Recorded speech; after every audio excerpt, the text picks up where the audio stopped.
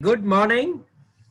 On behalf of International Pharmaceutical Excipient Council of India, IPEC India, I have a great pleasure of welcoming Mr. Ajit Singh, Chairman IPEC India, esteemed panelist, Mr. Nilesh Gandhi, Ravlin Singh Khurana, Chaka Metkar, Keshava Menon, and Mr. Subodh Pirokar, the moderator of today's panel discussion. And finally, to all participants for today's webinar on excipients, mitigation of supply chain, quality, and regulatory challenges. Third webinar in our series of conducting webinar of knowledge sharing. Little bit about IPEC India now. IPEC India is not for profit organization. It is part of global federating body, IPEC Federation, which comprises of 5 regional bodies: Americas, Europe, Japan, China, and India. IPEC promotes the quality of excipients and provide a unified voice to promote best use of excipients in medicines as a means of improving patient treatment and safety. The key objective of IPEC India is harmonization of standards, promoting supply chain security, development of third-party certification, and providing a source of advice and expertise to all stakeholders on excipients. The vision of IPEC India is to create awareness in GMP, GLP among excipient users and manufacturers, and simultaneously work towards bridging the gaps between local and global standards. The members of IPEC India gets benefited by having easy to global guidelines and opportunity to take part in framing of new guidelines and position papers. You all are participants, you all are welcome to be part of IPEC India. You can always send an email to admin@ipecindia.org. I repeat, admin@ipecindia.org for more details. Without much ado, now I'll request Mr. Ajit Singh, Chairman SEG Group of Companies and Chairman IPEC India, to give his opening remarks. Mr. Ajit Singh, please. Thank you. Thank you so much, Kaushik. It's a pleasure to be able to address you again. This is a great audience, an audience that is really concerned with the quality of pharmaceuticals and particularly excipients. Because a pharmaceutical product cannot achieve its quality and efficacy without excipients. Excipients have not been fully recognized by the government of India. In fact, it's a subject that is also little understood by the pharmaceutical industry. This is something that IPEC hopes to put right over the course of the near future. Having these seminars, like beautifully arranged today and earlier by Kaushik, our Secretary General, assisted by Lina, who heads our administration and the committee. I hope we will have more such events for you in the near future, some with international speakers. Now, I mentioned that excipients have not yet been fully recognized to the extent that it could be. The government is putting up several large manufactured APIs. We hear nothing about excipients. Excipients forms the greater part of the medicine by weight and by volume in tablets and capsules. IPEC is now working and get the government to include excipients in their scheme of incentives for the pharma industry.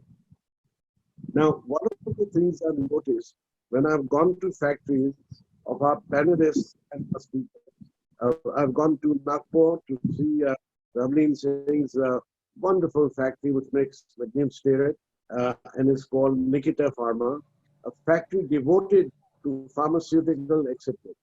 And because of that, achieved much acclaimed high quality and exports a great deal. I really want to congratulate Ravlin on this achievement. I also went to the factory of Colorcon. And again, that's a factory which focuses only on making excipients, colors for excipients in Goa. And therefore has achieved a world-leading position for so many years. Priolkar headed that company for many years. The point I'm trying to make is that if we want good quality excipients, manufacturers must not try to make industrial, chemical, and pharmaceutical products in the same factory. We need to specialize and follow the GMP requirements, continuous manufacturing, which we're going to hear on in our next speaker next month from a foreigner. We have to focus on quality. And quality comes by making sure that the GMP standards are sufficient for pharma itself. Now, one of the important ingredients, one of the important inputs that will be required to make excipients of high quality in the future is its woman power and manpower. And they are sitting in our pharmacy colleges and amongst our professionals, scientists, but also our teachers, our professors. And I do put it to you that it is time that our pharmacy syllabuses cover the track on excipients. If we don't do that, then excipients is going to be an afterthought, a couple of lectures here or there, and India will not deserve the quality of pharmaceuticals that it seeks to provide to the whole world. With those few words, I'd like to open this conference, wish all the speakers luck, thank them for speaking today, and thank you all for attending. Thank you very much.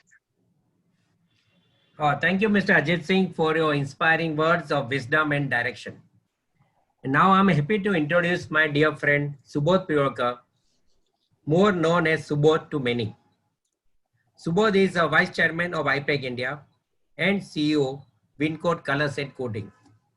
Subodh has had a brilliant career of over decades in the pharma industry with companies like Colorcon, Aptar, Wyeth, and Abbott. He has risen up through the ranks, handling various responsibilities in pharma R&D, production, and marketing. He has proved his mettle in all the assignments that he has taken up. Mr. Priorkar's financial ingenuity and result-oriented style of functioning, coupled with the huge repertoire of experience that he has gathered all through his distinguished career, makes him an indispensable leader and invaluable asset to any organization. He has been very active in Indian Pharmaceutical Association too, and is former president and the recipient of several awards. He has been one of the founding members of IPEC India. Before I invite Subodh to start the panel discussion, I request all participants to keep your microphone muted, and you can use the question icon appearing on the bottom of your screen to pose questions. We will be taking up questions at the end of panel discussion. Subodh, over to you. You may start now. Thank you. Good morning, my dear panelists and all participants. I welcome you for today's webinar organized by IPEC on mitigation of supply chain, quality and regulatory challenges. Thank you, Kaushik, for very flattering introduction. Okay. So coming to the point, today, since March, the world, including India, are facing global pandemic of COVID-19, and every country in the world, including India, is significantly impacted. Even yesterday, we have more than 50,000 positive new cases. This has a severe impact on economy, and it will take considerably long time to get back into economic growth and sustain ourselves through hardships and all this.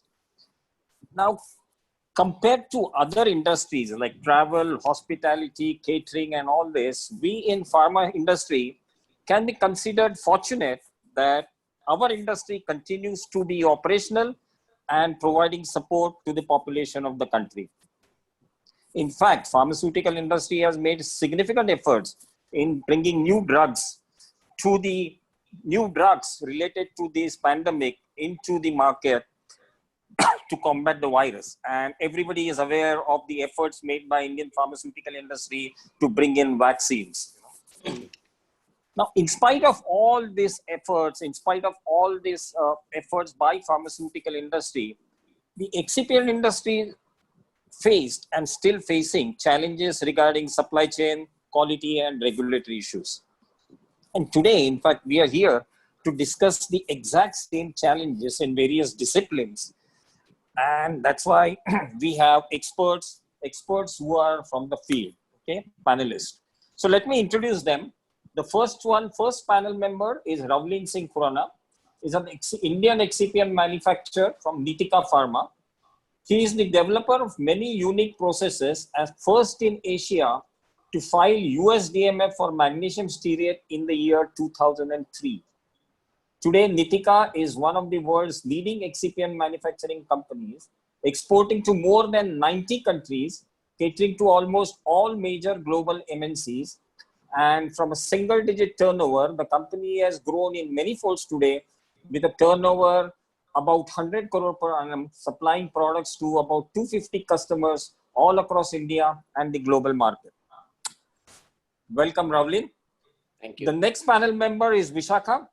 Vishakha is Senior Manager Regulatory Affairs, Kalapon Asia, and Chairman Regulatory Affairs Committee and Managing Committee member of IPEC India. Vishakha has actively involved in formulation of IPEC India and is a member of Managing Committee and Chairman of its Regulatory Affairs Committee and the highest contributor in IPEC activities so far. After obtaining a master's degree in analytical and medicinal chemistry from SNDT Mumbai University, she is active in field of excipients for nearly 27 years since 1989. Out of that, 20 years with Kalapon Asia, and her experience involves working for pharma, contract analytical laboratories, and excipient companies as head of quality and regulatory affairs. If you ask me, I have worked with her, and according to me, she is the most knowledgeable regulatory expert in the country related to excipients. So if you have any doubt, any query about regulatory, don't hesitate to connect with Vishakha anytime in future. My next panel member is Mr. Nilesh Gandhi. Nilesh is a graduate in pharmacy and law. He also acquired diploma in computer application, postgraduate certification in IPR trips, and one-year program and good manufacturing practices specifically conducted for regulatory affairs. After working for 4 years in pharmaceutical industry in manufacturing of various dosage forms, he joined FDA Maharashtra State as drug inspector in 1992 and was promoted as assistant commissioner of drugs in 2015. He was always at the forefront of FDA's initiative projects such as software development for WHO GMP certificate, software of licensing of sales and manufacturing of drug and cosmetic, formulating proposal to amend the Drug and Cosmetic Act, and has worked closely with subcommittee of DCC, Drug Consultative Committee, formed under chairmanship of Dr. Harshdeep Kamble, IAS Commissioner, FDA Maharashtra, for examining the issues of online sale of medicines. Now, apart from this, he has authored few books on drug regulations, and his book, along with Dr. S.W. Deshpande on Drug and Cosmetic Acts and its comments, is considered as a reference book, and I refer it whenever I have queries on Drug and Cosmetic Act. Welcome, Nilesh, to the panel. Thank you. And the last panel member is Keshwa Menon, the Senior Manager Materials at Kalapon Asia. Keshwa is an experienced lawmaker with in-depth knowledge of import and export, more than 2 decades of experience in supply chain management, basically a commerce graduate with MBA in materials management, a bachelor's degree in law, and diploma in public relations management. Associated with, he's been associated with GPMA, that is Goa Pharmaceutical Manufacturer Association, for a decade, and I think he was an honorary secretary for a few years. Okay, so after this introduction, let's start the panel discussion. Okay, so just to start with, I will start with some questions, and first, of course, is a supply chain issues in this pandemic era. My first question, actually, I want to pose it to Keshwa Menon. Keshwa, during this pandemic, what are the challenges faced in supply chain, and how were they being addressed? You know, can you give some examples, or can you talk about it?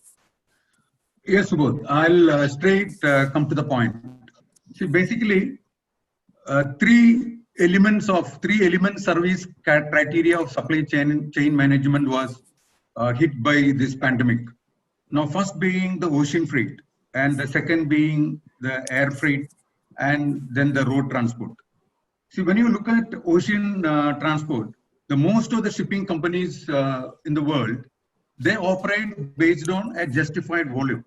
Now, if you look at the capacity of a ship carrying they can carry about, from 2,000 to 25,000 containers in a single transit.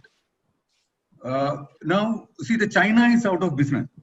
So the 60% of volume, the 60% of the containers comes from China, and in absence of which, it is not economically viable for the shipping companies to operate the business. So that is one reason they have reduced the frequency of operation to many parts of the world, and India is not an exception. So if you look at India, the most of the shipping companies who are operating, they have skipped calling JNPT. In other words, they have stopped taking berth at JNPT. They have offloaded the containers at Jablali.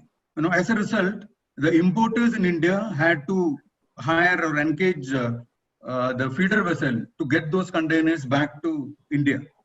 So this was one of the reasons why the lead time has increased, the transit lead time has increased, and plus the cost has escalated tremendously.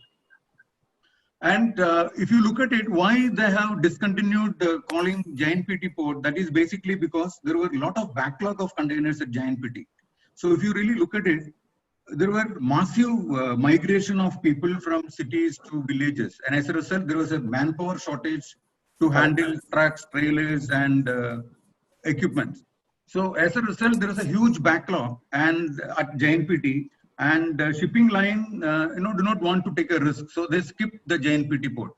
And if you look at the exporters view, the export community in India, they were not able to export containers because the shipping line was not taking berth at JNPT. So it was a vicious problem, and the JNPT was in mess. Of course, right now we are able to control the situation to a certain extent.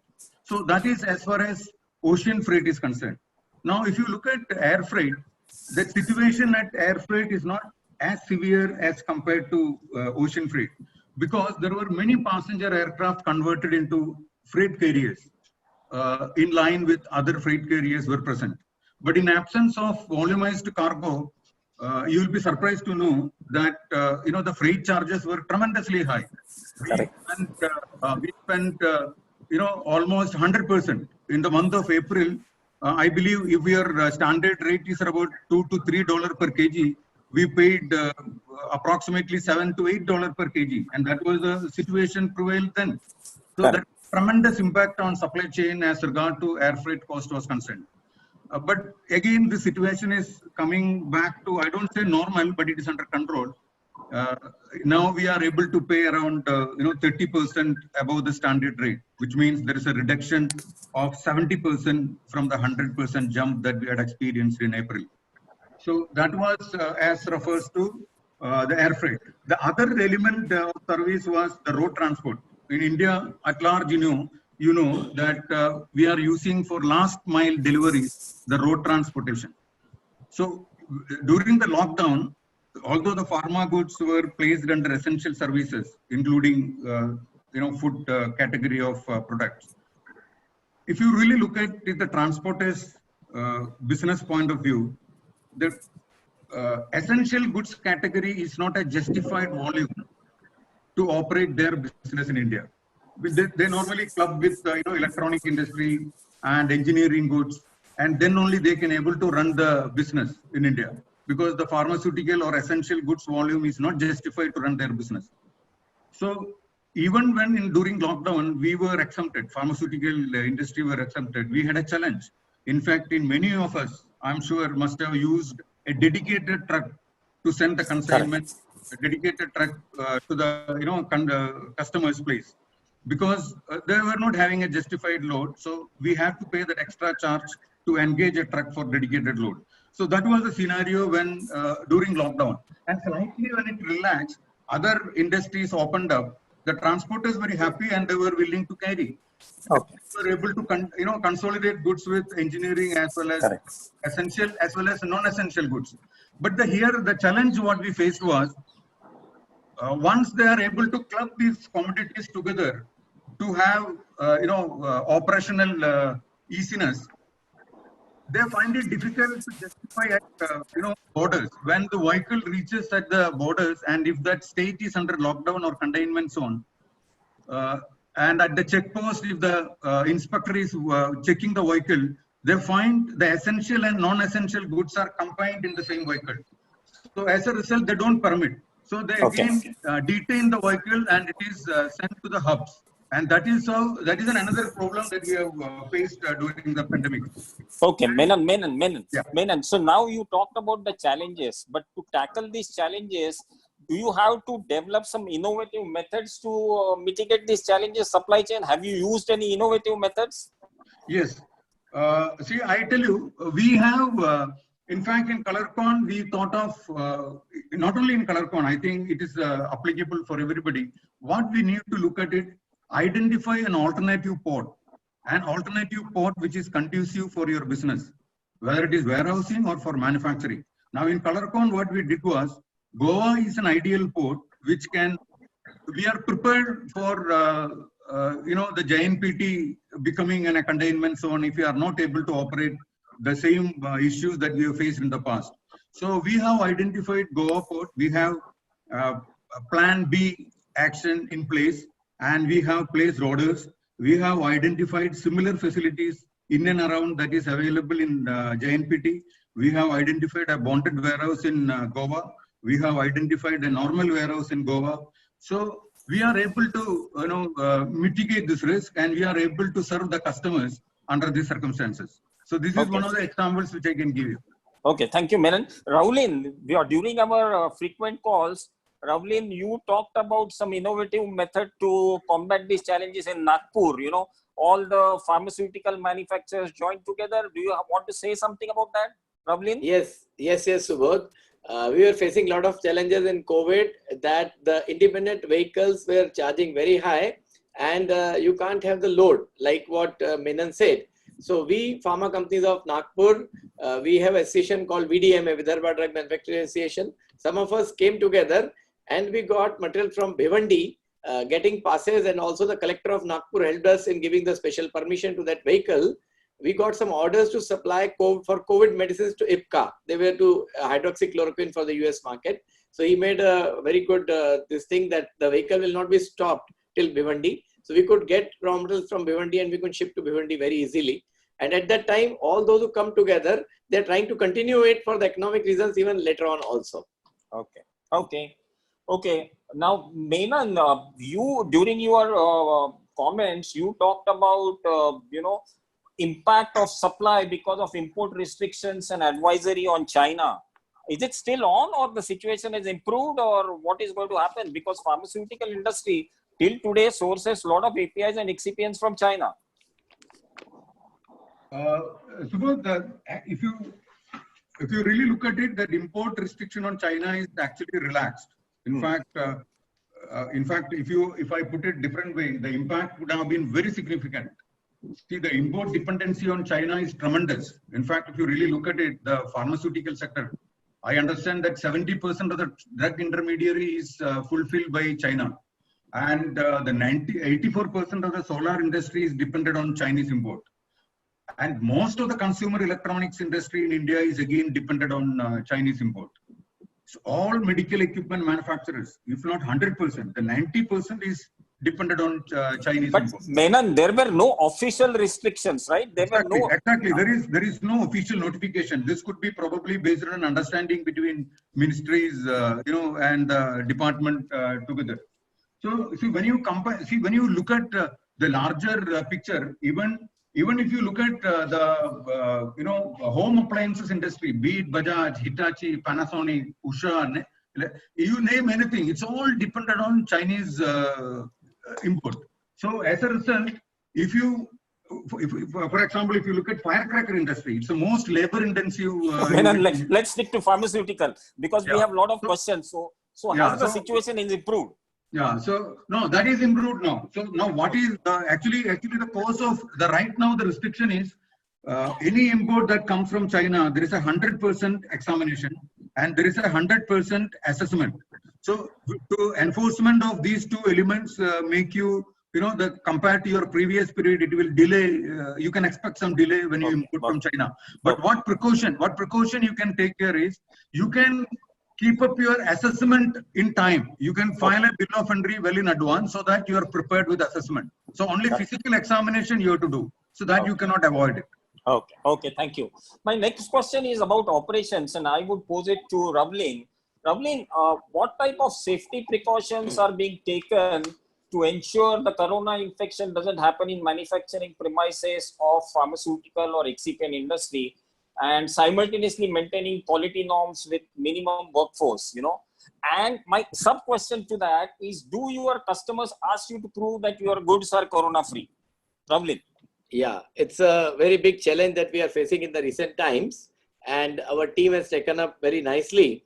Our safety officer has been put as a corona warrior of our company, and he has made SOPs on the day one that how we are going to tackle with this pandemic situation. So first of all, we have started with the basic things like social distancing, and we have staggered shifts in the laboratory and in manufacturing so that we can reduce the load at a time.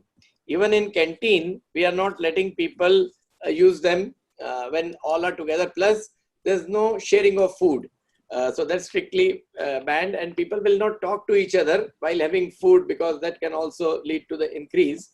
Plus, we had some innovative things like we made a hamper consisting of liquid soaps, the Dettol soaps, hand sanitizers, and we are giving it to every labor at the time of salary, so that he can take those to his home and give it to his family, so that his family is also using all those measures. And we have ordered about 1 lakh masks, and we are giving them masks day in and day out. They can use, fresh masks every day, because even in office or other premises, reusing of masks also could be a threat. Then even the vehicles which are coming in, there's a risk from those vehicles which are coming for loading and unloading. So before we unload a vehicle, we are trying to sanitize that part of the vehicle which could be in the human touch. And before loading a vehicle, we are fogging it, and then only we are doing the loading.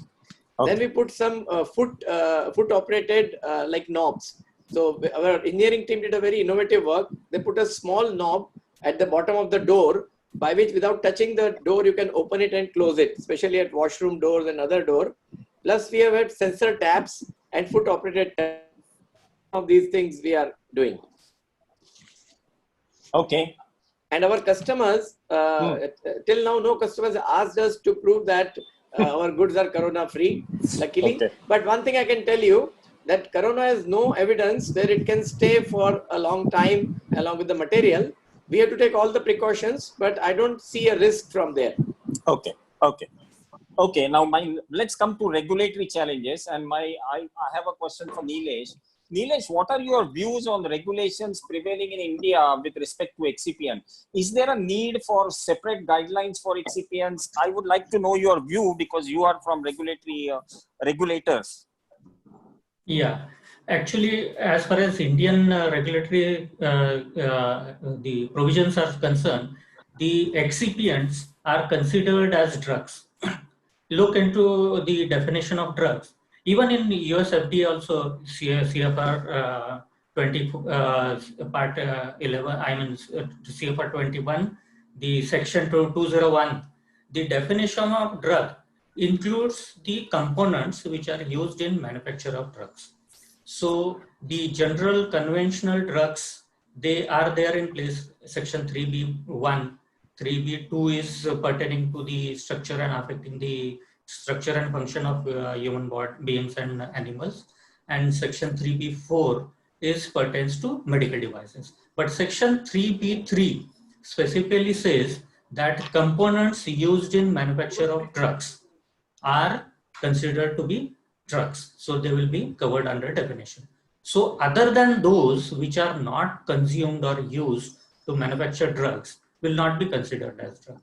So the effect is that if in spite they are not actives or they are not considered as conventional drugs, if they are used in manufacture of drugs, they will have to be regulated as per the provisions under Drugs and Cosmetic Act and rules. That means the licensing part, as for manufacturing is concerned, sales is concerned, they will be applicable for these components. Okay, but if it is not used in manufacture of drugs, there is specific provision which is clear, not only from the definition of drug, but there is a provision under Schedule K, read with Rule 123, which gives exemption from the licensing requirements, the products which are, or substances which are not for medicinal use. They are supposed to be labeled as not for medicinal use. So the requirement will be at par. They will be considered as drugs. They will be considered in line with API. The requirement of the GMP, Schedule M, will be very well applicable to the manufacture of excipients, and they need a license and they need to comply with them from time to time. So this is Nilesh, what you are saying is every excipient manufacturer in India need to have a FDA license, right? FDA manufacturing license. No. And in India, no? No. Okay. That should be very clear. That's why I have specified. See, if excipient which is used as a component in manufacture of drug, only those will be considered as drugs. For example, if Rolin is manufacturing magnesium stearate, which is not used in manufacture of drugs, then it will not require any license under Drugs and Cosmetic Act and rules. But if it is used in manufacture of drugs as a lubricant or any part of it, so it will require, then the provisions of Drugs and Cosmetic Act and rules will apply. Okay. So here, Nilesh, the issue is, if you take 2 or 3 large-scale excipients widely used in pharmaceutical industry, one is lactose, one is HPMC, and one maybe TiO2. Fourth one is avicen. Okay. Now, if you look at the quantum of manufacture, the pharmaceutical for HPMC, say for the pharmaceutical use is less than 10%. So if you look at this multinational manufacturing HPMC, these are chemical plants. And if you tell them to comply with US FDA guidelines or Drug and Cosmetic Act, they will never be able to fulfill that. Okay. So that's why what IPEC is saying, that for excipients, we have a separate guidelines called IPEC guidelines. Okay. Which are similar to WHO guidelines, which are similar to Drug and Cosmetic Act. But it was very interesting. Now, when we talk about excipient, we are talking about pharmaceutical excipient. So just for our discussion, these are pharmaceutical excipients which will go into manufacture of pharmaceutical products. Then you say in India, they need to have a FDA license. And even the customer should not buy excipients from manufacturers who do not have a FDA license. Is that correct? Right. Okay. Now, but are there any move from Indian pharma regulatory agencies to have separate regulations for excipients, like one for pharmaceuticals and one for excipients? Is there any move, or you are not aware of that? See, basically, first thing what you said, it is not possible for big industries to comply with or go for licensing. Basically, we should look at other perspective. Why these regulations are requirement of licensing and the requirements under Schedule M are there in place? Because you have to ensure the safety of the ingredients and which are used for manufacture of drugs. For this purpose, you don't look at it as only a regulatory requirement. The requirement behind that, or the purpose of that, is to ensure the quality of the excipients or whatever component goes into manufacture of drugs. They should be of some required standards and they should be manufactured accordance with the requirements. Now, world over, it is the requirements are in place. But second thing, what you're saying is about the guidelines or guidances which gives some flexibility. Now, there are two aspects to it. One thing is the regulatory requirement, where you have to ensure the minimum standards which ensure the safety of your ingredients. Right? Correct. Now, beyond that, which cannot be mandatory, there you can have guidances as per the requirement of the particular category of drugs, dosage form of drugs, or requirements as per the inherent qualities. So there you can have guidances. But even Schedule M, note under Schedule M, specifies wherever the requirements are not specified with respect to the dosage form or under Part 2, whatever the requirements of machinery, equipment, facilities are given, if they are not specified into it, and excipient manufacturing, they are not particularly specified. There you have discretion with the licensing authority to give some exemptions or some deviations from the requirement, general requirement I'm saying. So there you have a provision, but that will be only pertaining to the particular kind of excipients. For example, if you say medical oxygen, you can say it is an active product, but then the nature of manufacturing process or nature of the ingredient, nature of the excipient, depending on that, the exemptions may be given with the discretion of licensing authority. Okay. Now, if you are saying any separate development in the regulatory are going on to put some guidelines in place, no, right now I am not aware that is any process is going on. I think so. There is no such right now process going for separate guidelines. Okay, let's move on. Thank you, Nilesh.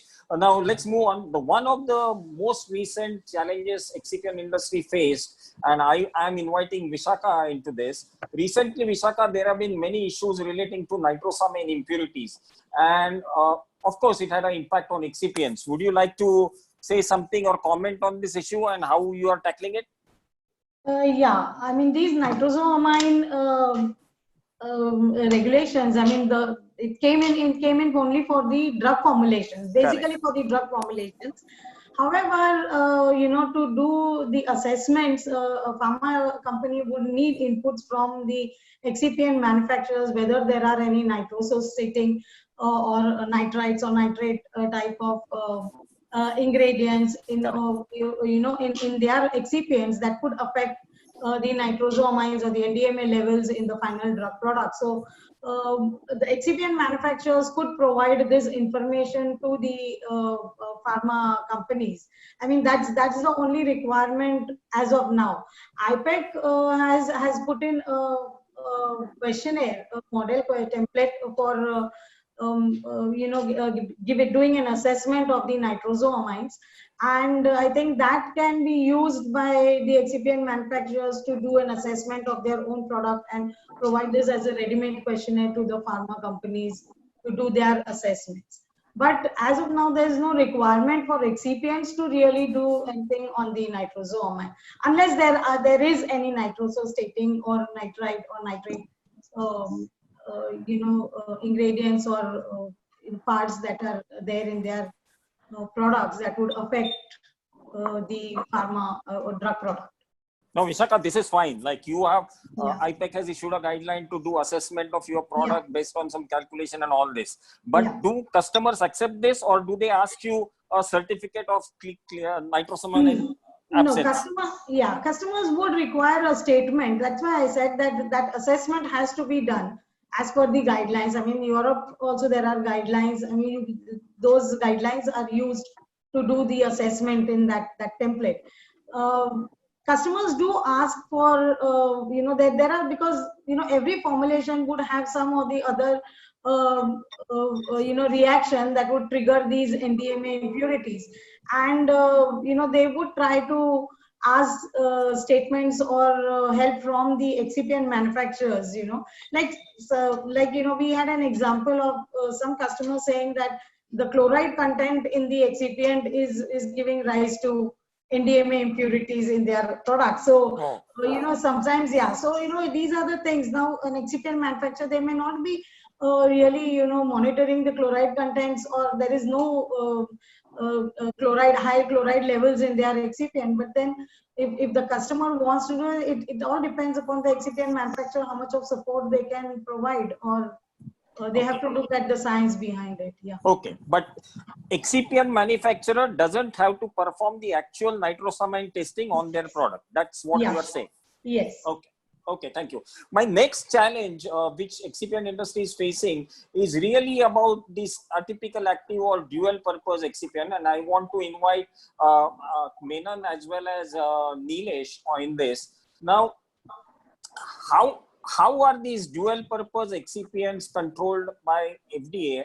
And Menon, do you still face difficulty in clearing these dual purpose excipients? So Menon, I would like first to talk about dual purpose.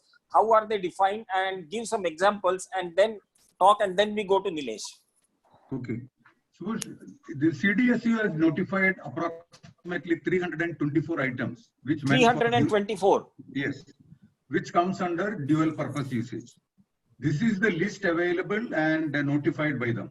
So in Goa, the ground staff of CDSO is very strictly monitored, and every item that we import comes under NOC requirement of ADC. Now what are the items? What are the items? Give me some example. Is lactose a dual purpose? Is HPMC a dual purpose? Correct. All the items, HPMC, lactose, triacethin, lecithin, all are dual purpose. There are 300. And why are for general, why are they called dual purpose? Because these are also used in actives, if I am right. Okay. So that is the reason why they are saying it is a dual purpose usage. Now, in fact, when Rubina Bose, when she was here in Goa, we met her and then explained to her that we wanted to have an annual consumption basis NOC on, a blanket permit on annual consumption basis. So she actually agreed, because under ease of doing business, that is good for government as well as for the private industries. So, and she sought many clarifications, and we, in principle, they have agreed to give. But the fact of the matter is still that process is delayed. We are not, even they have come up with a notification stating that those who wants to apply for annual consumption basis, they can apply. But this will be given only for captive consumption basis, not for maybe distribution. So that was the point. And still I think it's nearly a year we did not get it. And we are still applying NOC on case basis, and we are getting the NOC. And now the interesting matter is, if the same commodity, if you are importing at JNPT, the NOC is not insisted on 80% of these items. Now, I also investigated the reason why in JNPT this is not insisted, why it is insisted in Goa. The reason is, every commodity that you import, every commodity HS classification is associated with CCR, that compulsory requirements record.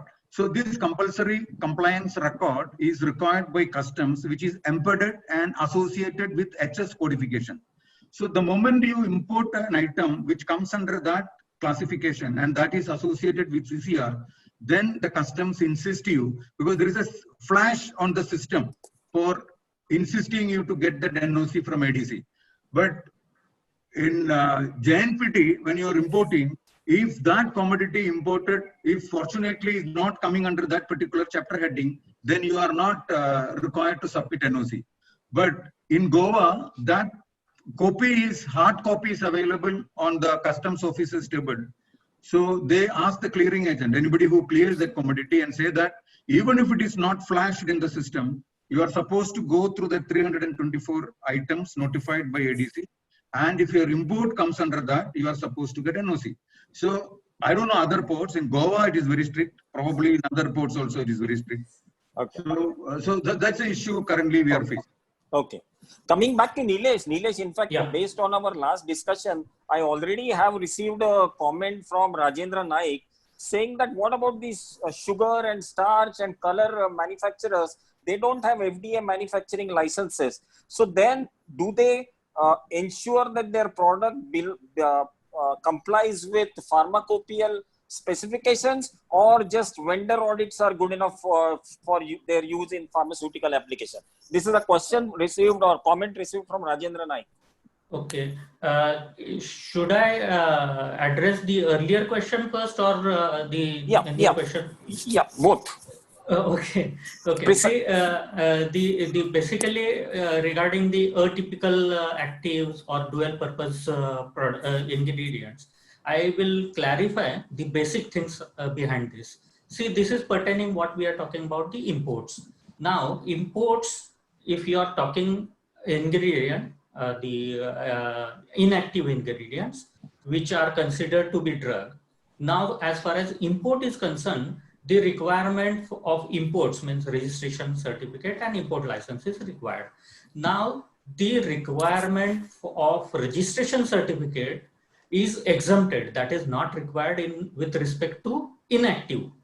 So now inactive ingredients, if you are importing, there is no requirement of registration certificate, there is no requirement of import license. Actually, there are two views as regards to import license, because there is no specific provision pertaining to import license.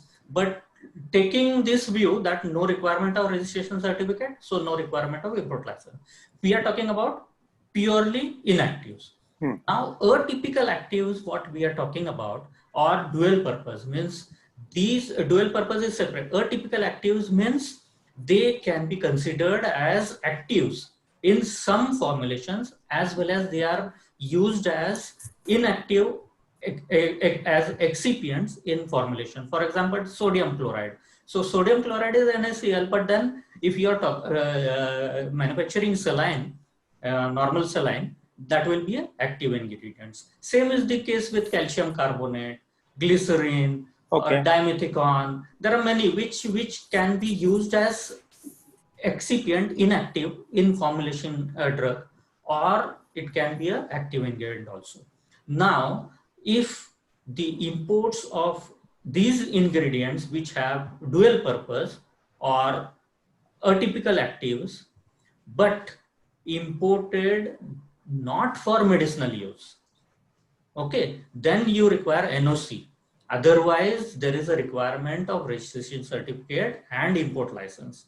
For example, if you are importing sodium chloride, which is to be consumed or used in manufacture of injections, LVPs, then it will be considered as API. You need to have a registration certificate, you need to have an import license. But if that is not the purpose, then you have to have the declaration wherein you have to state that this is not to be used for medical purpose, medicinal purpose, and NOC is required as per the requirements specified in Schedule D of the Drugs and Cosmetic Rules. Nilesh, is there not a contradiction? We started saying that excipients are treated as drugs. Okay, you have to follow the same GMP standard, same this thing now. Now we are talking in dual purpose. We are restricting ourselves to either API or excipients only to be used in pharmaceutical application. Only to be used in pharmaceutical application. So why do you really require, even if it is API or excipient, they have to comply with the same regulation. So why do you require additional permission? You see, there are two views to it. One view says, as far as the Atmanirbhar Bharat or manufacture in India, they are saying the imported ingredients, imported excipients should go through the same process.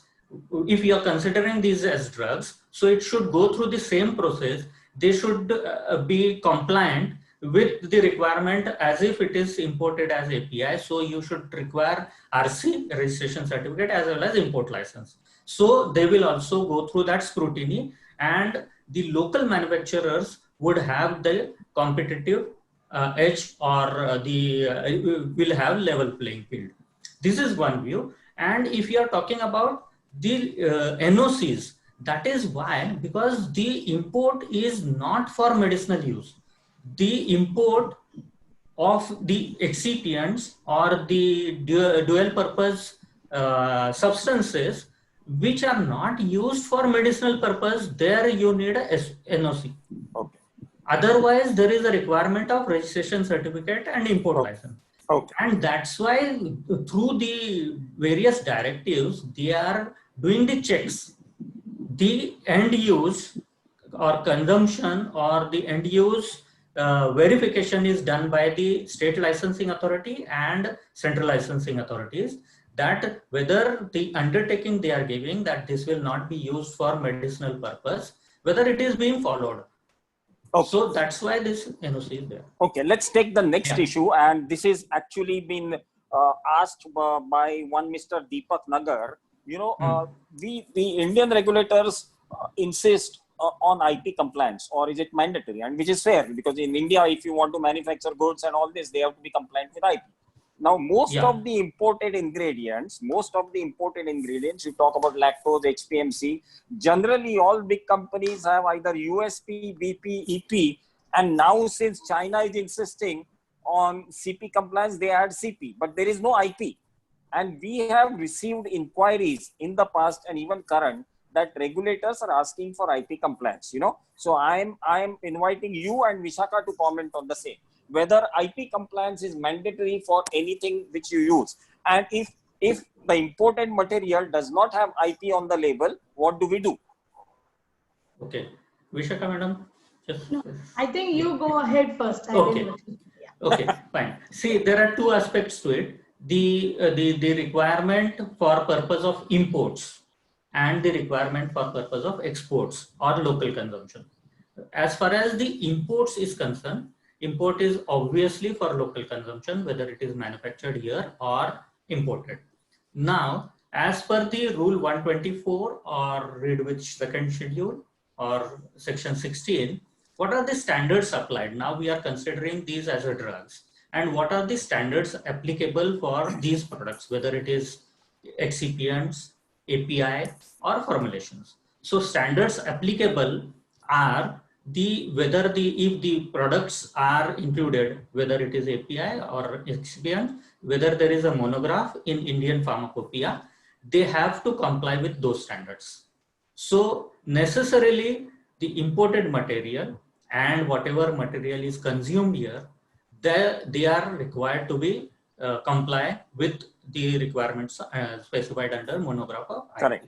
So this is the legal regulatory status is concerned. As far as exports is concerned, there is no such requirement. There is exemption of requirement, and they can meet the importer's requirement. If the importing country is happy with IP, you can export IP, or if they require USP, EP, BP, etc., as per the country's importer's requirement, you have to comply with those standards. Okay, fine. Now coming to Nilesh, there is a problem. Yeah.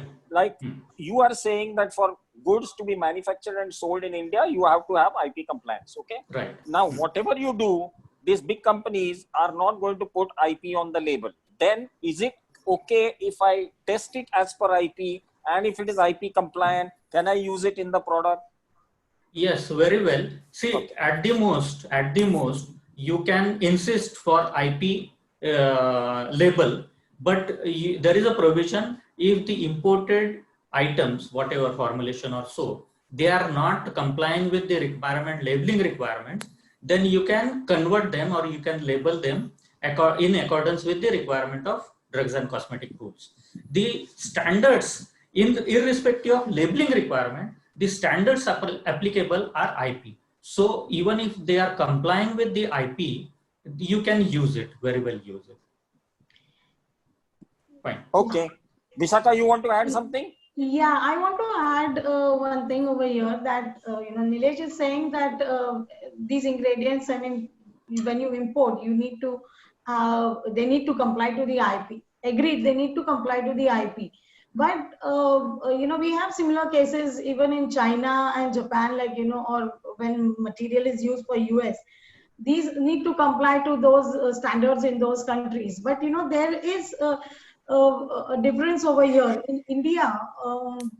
In any imported material, the manufacturer would not know what are the GMP conditions. Just by putting an IP claim, you can say that the material is complying to the testing parameters of the IP monograph, but they may not comply to all the requirements of the IP.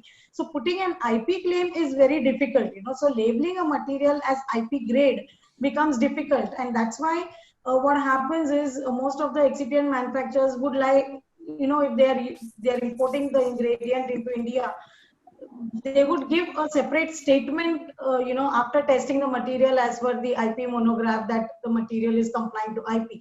But claiming that material as an IP grade would becomes little difficult by any manufacture overseas. Okay, Vishaka, this is a bit controversial, but if we Yes. if we have some time, then we will Yes. take this up.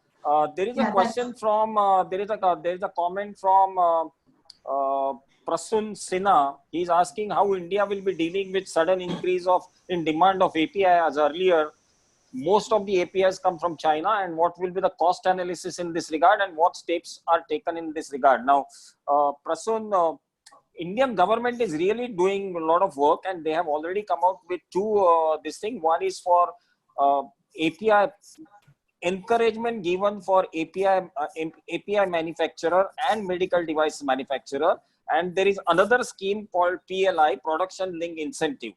And thereby, if you go through the document, these are very good documents that government is really encouraging the local manufacturers to start manufacturing, and they would get financial assistance and financial encouragement so that there would not be any impact on cost analysis also. You know, it is not a short term, it is going to be taking a long term approach and all this. But Ravlin, you are an expert, you are an entrepreneur. What do you have to say in this? Yeah, I'd like to add here that if we want to be Atmanirbhar and we have to fulfill the dream of Modi ji of being vocal for local, we have to look at the situation pragmatically. India is manufacturing almost the 1/3 of the world's formulation. So we can proudly say that our industry, our strong pharma industry, is fulfilling the demand of 1/3 of the total global demand. It's a very big deal. And that's the reason we are getting a lot of appreciation worldwide. At the same time, we look at API. So we are doing moderately good at excipient. In niche category, we are doing good. We are exporting, and we are being acknowledged also worldwide for the niche quality, niche APIs, not the volume API. But when it comes to excipient, the situation is very contrast. We are not having not even 1% of the global manufacturing of excipient, which is very low. So imagine we are having 30% of the formulation industry here who is consuming excipients, and we have only 1% of the manufacturing of excipients. So we can become Atmanirbhar only when the domestic industry can, take on this challenge. And there are certain weaknesses also. Like when we say we have to be Atmanirbhar, first we should know our weaknesses, and then we can try to convert them into the strengths. So the first weakness that is there is lack of government support. So sector-wise support, I'll say. So like you said, there are schemes like production linked incentives for the API, and there are other schemes, but there are no schemes from the government which are benefiting the excipient sector per se as of now. So we are already, IPEC is also working on it, and Ajit Singh ji has taken this on the various forums. And many times the minister doesn't know what is the pharmaceutical excipient. So they will know about the API and the formulation, but excipient is something, I mean, Ravlin, just to break in, the question was related to API, not excipient. Okay. Okay. I thought we are talking of Atmanirbhar in excipient. Yeah, I know. But the question asked was about API. How are you going to take care of the demand if you want to manufacture everything? Yeah. Go ahead. Let me. Yeah. Can I say? Sure. Please. Yeah, actually, see, he is concerned about the China dependency, and Correct. what is said that 70% of China dependency is pertaining to API imports. Now, Government of India has identified the APIs as well as KSMs, the key starting materials to manufacture this API. So, whatever this 70% consists, the government has identified these molecules or chemicals, and they have planned for making pharma parks, API parks, and they have come out with the policy document as well as the details of it. They have invited, or they have given the production link incentives to API manufacturers as well as medical devices. So this is only to address with the China dependency or reduce the China dependency. But what Ravlin was saying, there is another sector which we are dependent on imports, lot of imports. So this is also one sector where we can address, we can raise this or bring this things to the government, and we can present a separate scheme demand for that, so that it will be also taken over and Yeah, there will be Nilesh, this has already been done. Mr. Ajit Singh was part of CII initiative and he discussed the issue with Mr. Waghela as well as Ishwar Reddy was present. And he actually has raised this issue that you are giving a lot of these incentive for API. What about excipient? So they have taken a note and they would try to include excipients also in that scheme or have a separate scheme. Okay. Fine. Good. Okay. Now I have received two similar questions on the issue which we have discussed. The first one is from Ashish Moitra. He says, Madam Sir, excipient is considered to be industrial product and before sampling stage, confusion regarding IP, UP, BP, ESP, maximum of the time is discussing on method of analysis.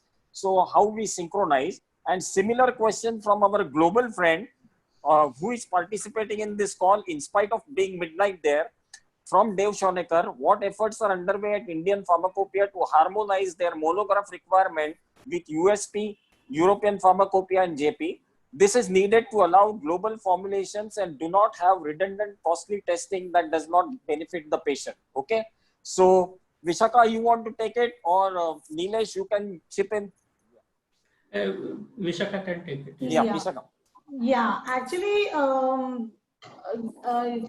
regarding this, so there were two aspects. One is the user is asking, there is a lot of questions on which, whether I use USP, BP, or IP or a testing. And then Dev Shonekar is asking about the efforts to harmonize pharmacopoeia. Yeah. So to answer Mr. Moitra's question here, as Nilesh explained earlier also, IP compliance would be mandatory if you are using the product for manufacture for the domestic market.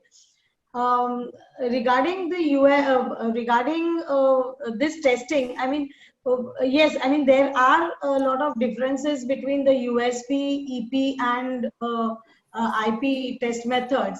And many times, of course, there is a lot of time involved, you know, to find out which is the best method that a user should actually employ. That's what leads to the other question, that there needs to be a harmonization with the of the IP monographs with the USP, EP of the USP and EP. This is being long discussed, and you know, we don't see any headway in that direction. And I think IPEC is taking up a project on you know, doing a review of the IP monographs and then doing a discussion with the IP commission to resolve this. Because what I feel is that once these methods are or these monographs are harmonized, the major thing of having an IP compliance will be resolved to a big extent, you know.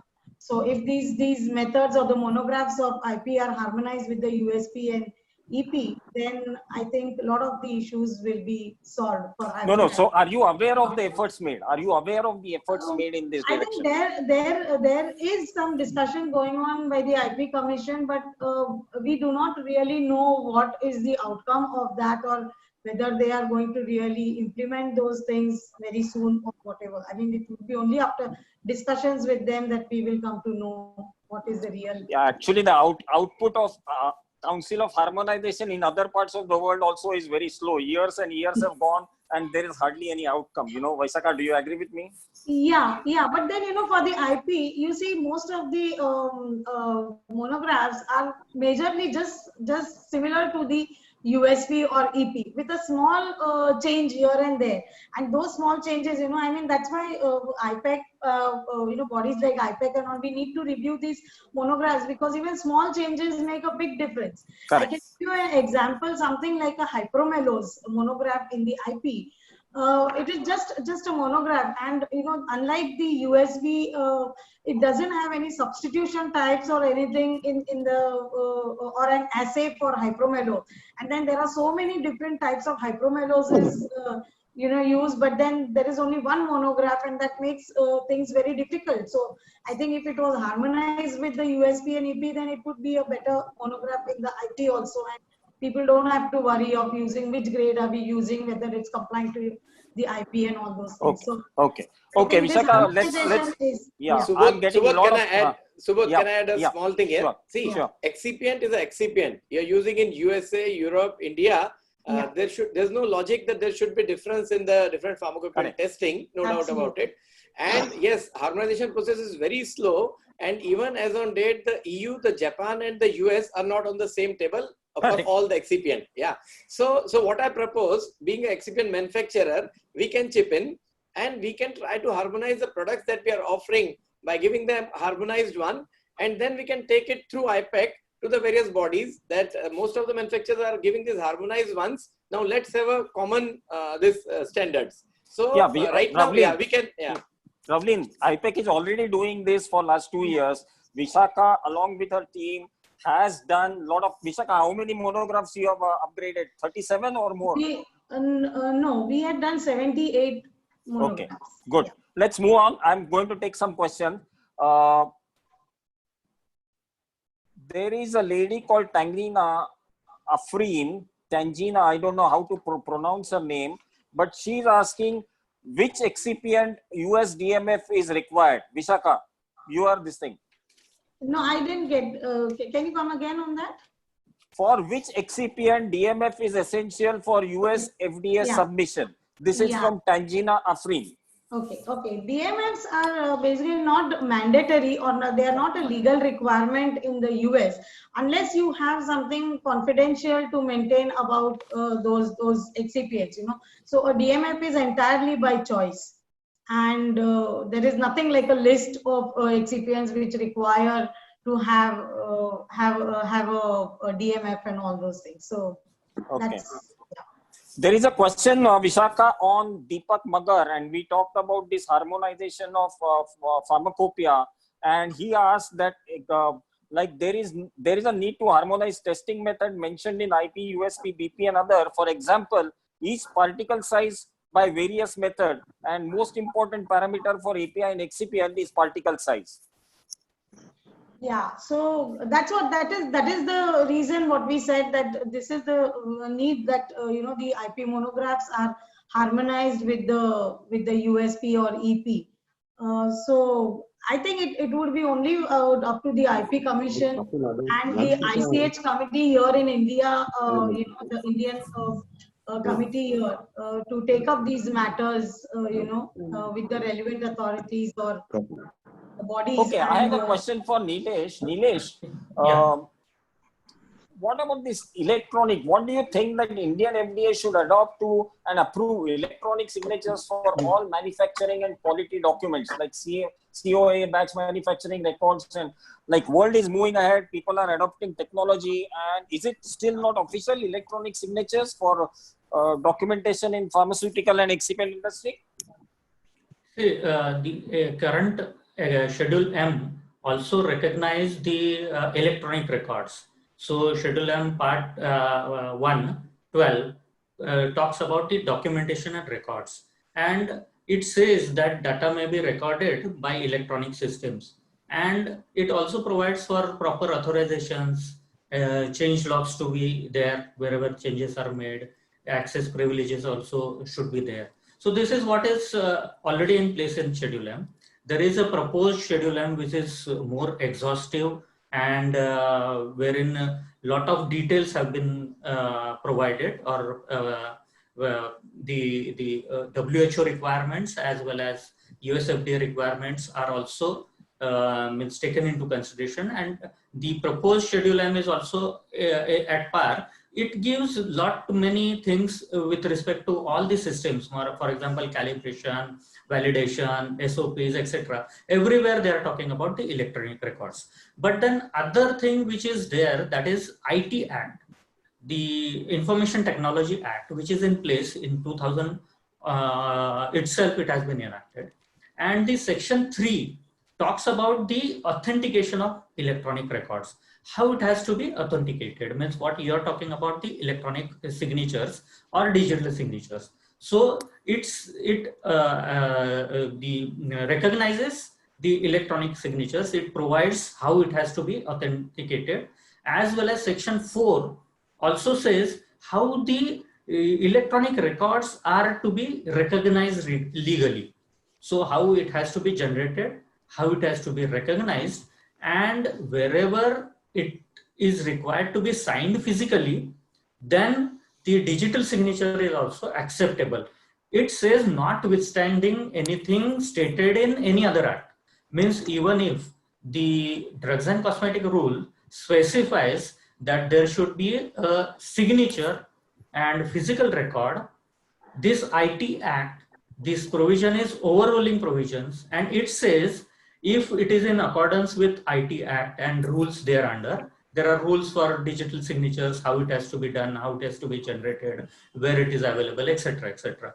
So it is in place. So even if somebody says that this is not acceptable as far as drugs and cosmetic rule is concerned, but it is recognized under IT Act. So what I am saying that the electronic record, digital signatures are well recognized and they are legally acceptable.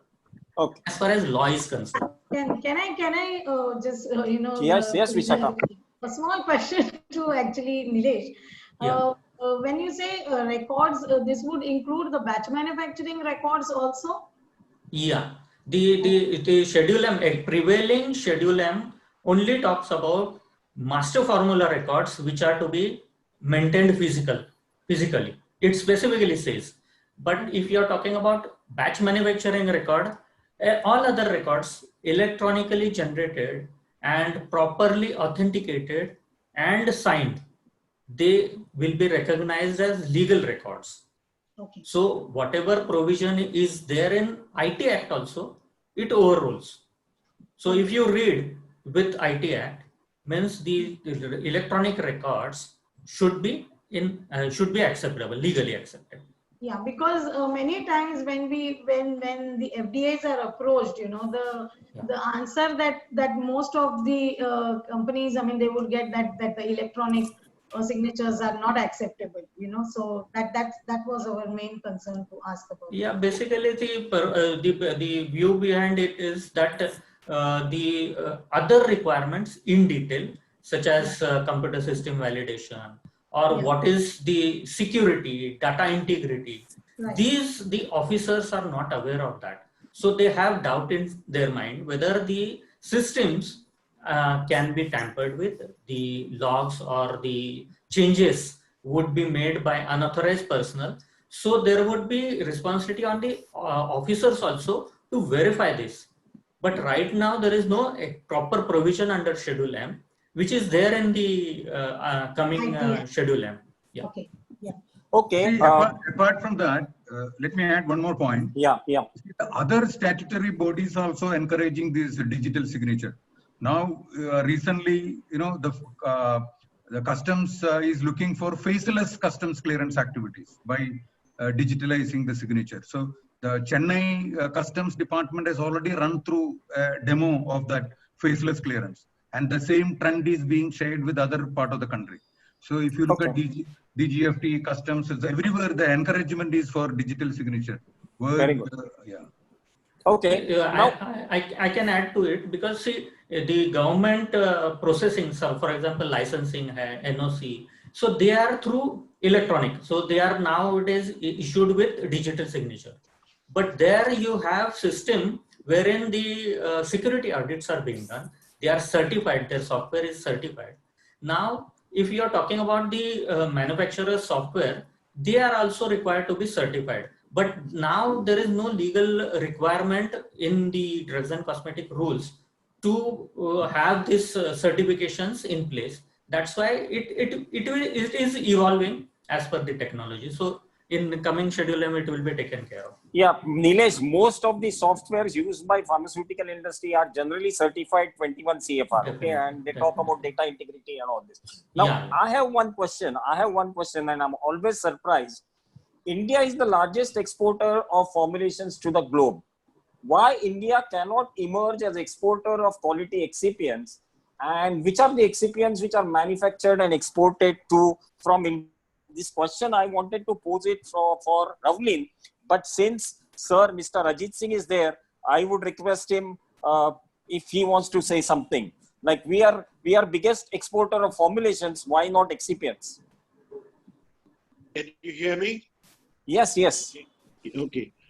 See, there is no reason why India cannot be a major exporter. This industry has not got the eye of entrepreneurs. in Sir, you have India. to start your video. You have to. We can hear you, but we cannot see you. I'll come back. Yeah. Please go on to another question. Yeah. Ravlin, you want to say? Yeah, definitely. Ajit Singh has made a very good starting note that this sector is not a caught of eye of anyone. That's why it's lagging behind. Otherwise, there's no reason that we should be behind. And to do this, the first of the things that we should do is to encourage research on excipients in the pharma colleges. So India has about close to 1,000 pharmacy colleges, but not many are engaging in the excipients research. So if you research on excipients, you'll be able to come out with the quality products and processes. Second thing is, this is a capital intensive kind of a business and the margins are not very high. So you need to work with the volumes, and the technology involved sometimes is sophisticated, especially the application lab part and the application side, which is very critical. So here we need support from the government, where government can chip in and support the industry, especially in making of the application laboratories and encouraging research on the manufacturing of excipient and the application of excipient in the industry. So if we focus on this, I think we could be, doing well. And out of India, capsules, yes, Ajit Singh is there, and I'd like to from here, in capsules, we are doing a great job. So if capsule is an example, India is among #1 in the world. So if we could be in one excipient, that is capsule, I think others can follow. I think Ajit Singh is there. Thank you. I was away for a minute, so I didn't hear what you said, Ravlin. But Yeah. go ahead. Yeah. Why not? Why we are very big exporter of formulations to all over globe. Why not excipients? I got it. So, look, there could be several reasons. One is that it has not yet caught the eye of investors and industrialists.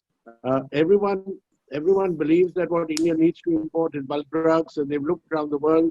There's several manufacturers, and so they have gone in for import of bulk drugs and manufacture earlier.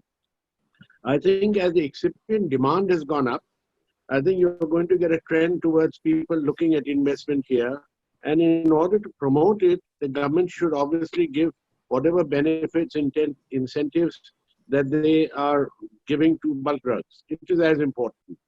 The other thing is, I think generally, excipients per kilo is of lower value. So it has not attracted the attention of high value products like drugs, which everyone would like to make in India.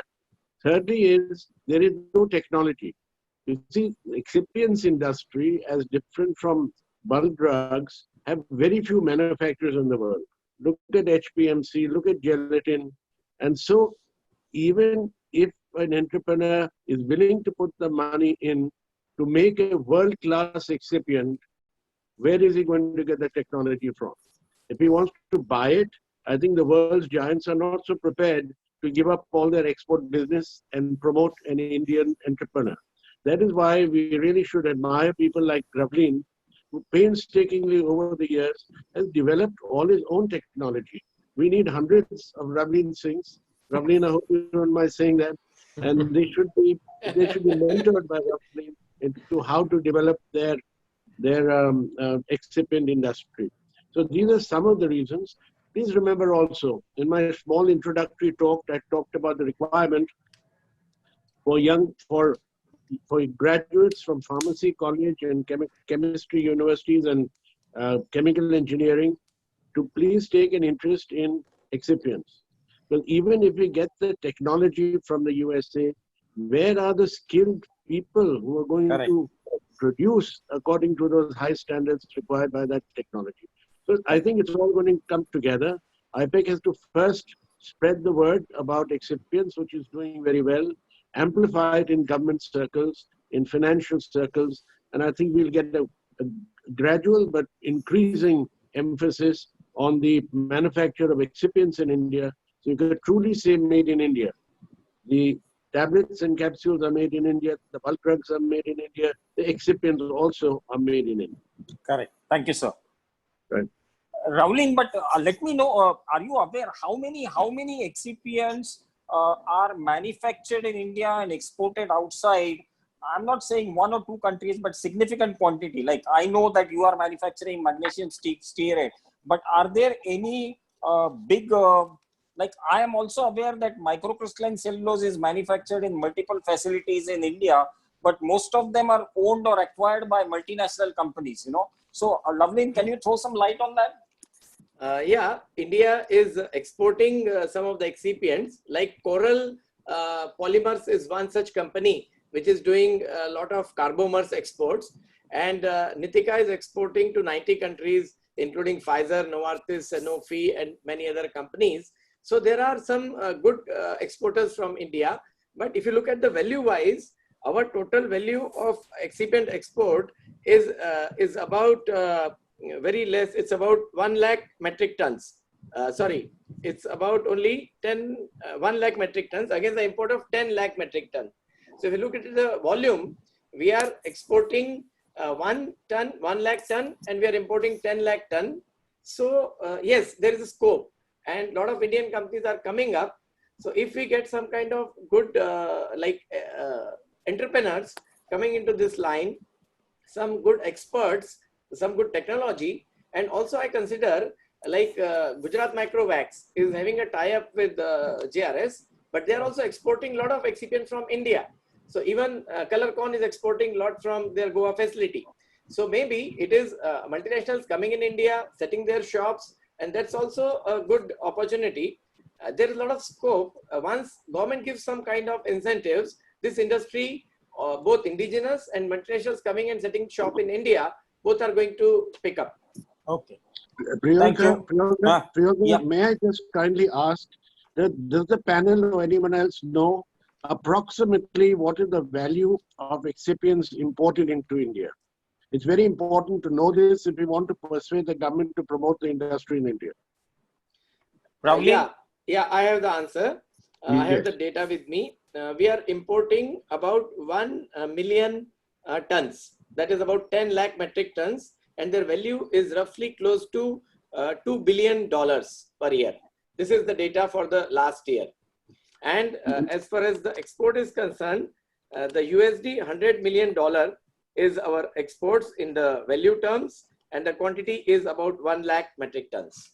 Yeah. May I ask, Raveen, how did you get this information? Because when others have tried, we find that excipients are so wide-varying and so under so many HS codes, it's very laborious to compile this information. Yeah, what I did, sir, I listed about 10 or 15 excipients, which are the bulk ones. And based on that, I made the data. So I included HPMC, lactose, mannitol, PVPK, and few more MCC and few more items like this, magnesium stearate and few more. Top Well 10 done. items. I think you're one of the few people in the world, other than possibly Colorcon, who's done this laborious exercise. Congratulations on behalf of the excipient industry. Thank you, sir. Thank you so much. Okay, one last question in response of time. I just want to throw open to ensure compliance to pharmaceutical quality. Is it good to make like EXIPEC certification recognized for excipients like WHO GMP, which is mandatory for export to some countries? Ravleen, what do you think? And then I would go to Vishaka, like EXIPEC certification, would it be recognizable to WHO GMP certificate? Yes, yes. I strongly believe that we should go for this EXIPEC, making it a recognized certification by Government of India. Reason being, we have WHO as a recognition for formulation and APIs. Then India get many plants inspected by US FDA, they get inspected by NVISA, TGA, and so many authorities. But for excipients, there is not a single audit body which is going to recognize you or certify you. So what Government of India should do, like they have made it compulsory that for exporting APIs to certain countries, you should have WHO in place. Same way, for exporting quality excipients from India, EXIPEC could be recognized. And also when the Indian industry is procuring excipients and they sometimes have a doubt about the Indian manufacturer, they can also look forward to this EXIPEC audit. So if it is coming from an EXIPEC audit certified facility, even the Indian manufacturers could be happy about the quality, and the Government of India can try to make it as a legislation And like they recognize WHO, they recognize EU GMP, they should also recognize EXCIPEC as a official certificate for the quality supplier of excipients. Okay. Vishaka, you want to add? Only issue, Raveen, here is Excipient audits are still done by one or two companies in India, mostly multinationals. And again, it is quite expensive and it is valid only for 2 years. Now, we have a lot of this regulatory expert and people from industry who had exported a lot of material. So there is abundance of knowledge on regulations, and there is no one in India, like there is no Excipient India in India who can offer these services to manufacturers in India. Here there could be two things. One, like CDSCO is tied up with EU. Same way, it could tied up with IPEC. So there could be option when an auditor from CDSCO can do the audit and in conformance with the IPEC guidelines of EXCIPEC. So that is also possible. And also we can try to look for some private bodies like SGS, which are doing this already. So when we got our EXCIPEC, though we tied up with the German SGS, but the audit was done by Indian SGS. So there are such things coming up. And I think in the days to come, we should have Indian bodies doing this, and government also can take active part in this. Okay, I have received a question or comment from Arushi Jagtap. Developed countries pharma formulation mentions excipient chemistry used in formulation. How about India going forward as we mentioned excipient QS? Okay, I don't know, Vishaka, I don't really understand. Like on label, I think she's saying developed country pharma formulations in their leaflet and all this, they also mention the quantity excipients chemistry. How about India? Nilesh? Actually, in fact, she is right that there is no mandatory requirement of mentioning excipients unless it is a color or maybe sweetening agent, flavors, etc. But then the quantity to be reflected on the label, there is no such requirement. But then I don't know whether it is really required. While having the safety concern, applying for the product permissions, formulations, or going for a new drug permission to the CGI, they require to list all the ingredients, including the excipients, and also submit the data related to safety of all the ingredients, including excipients. But mentioning those with quantity on label, right now there is no specific provision. But if somebody requires, and if there is a representation or requirement from whatever stakeholders, it may come up. Okay, thank you. Kaushik, now I want to come to you. The time is up. It's now 12:34. So shall I hand it over back to you for closing comments? No, but Subodh, I think the way things are moving, you can take one or two more questions if anything is left out from the question chat box. Okay. So Nilesh, you talked about safety of excipients being used, safety and levels of excipients being used in formulation. So do we see in US you have this IID, inactive ingredient database, which specifies the labels which are allowed to be used in formulation. Okay, and there is a precedence of use, but there is nothing like this in India. So how, like, there has to be some guiding platform or guiding principle from regulators in India for use of excipients. So what do you think? Do we need to create an additional database, or we should follow these multiple databases from developed countries? You know, I think so. It should be, means we can rely on the global data also, and it has to be there in public domain, and CDSCO should come out with the list which they are referring to, because if there are many controversies as far as the use of excipient is concerned, in some cases they have went to high courts and Supreme Court also regarding the safety of the excipient, especially used in the injectable preparations.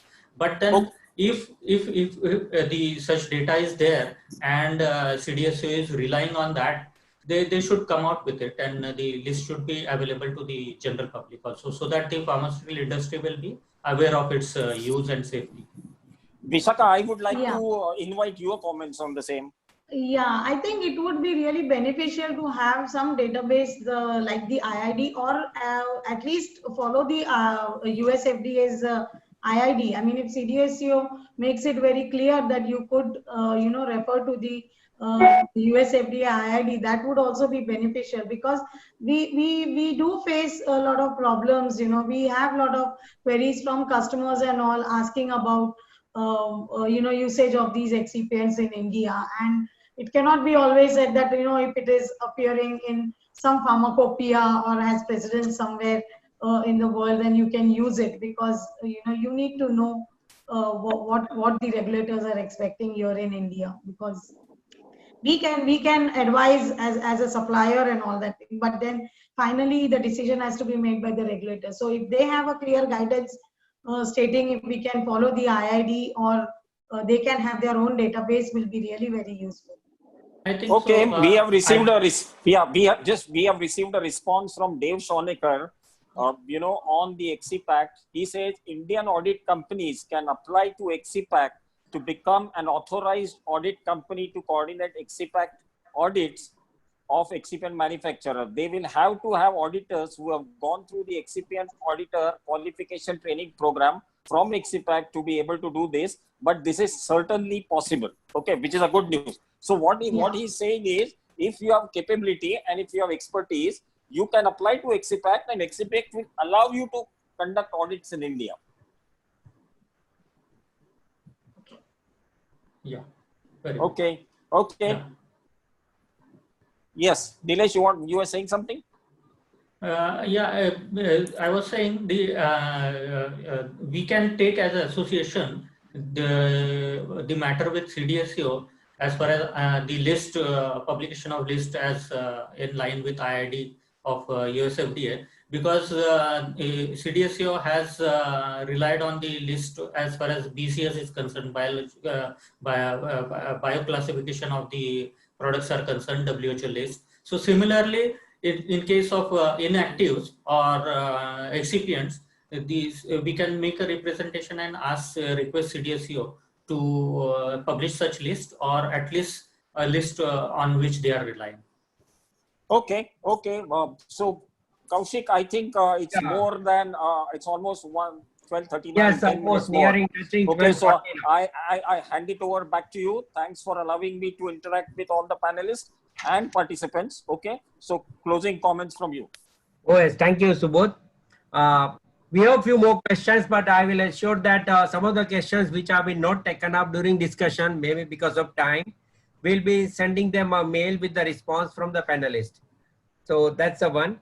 And we have almost more than 100 years of wisdom and experience of panelists, and we can go on and on.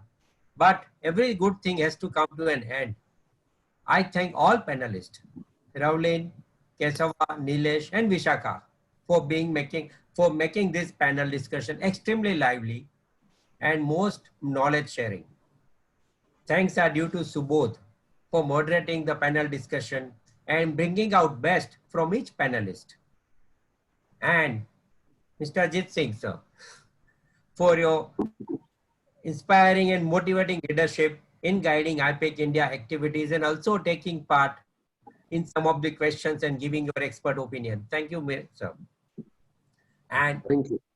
we had a silent panelist, I will say, Mr. Dev Shonecker, who helped us all the way from IPEC America, representing IPEC America, and also clarified many answers, responses, as well as questions I can see from the chat box, as well as in the question and answer icon.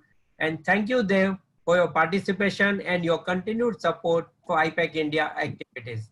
Once again, thank you, Dev, for all your appreciation and the support. And finally, to all our panelists, for making this webinar a great success in spite of having challenges at home, working from home, and this corona pandemic, but still you will join and make it most interactive webinar. Once again, thank all of you, and wishing you all to stay safe and healthy. So we end this webinar. Thank you very much. Thank you, Kaushik. Bye. Thank you. Thank you. Bye, everyone. All.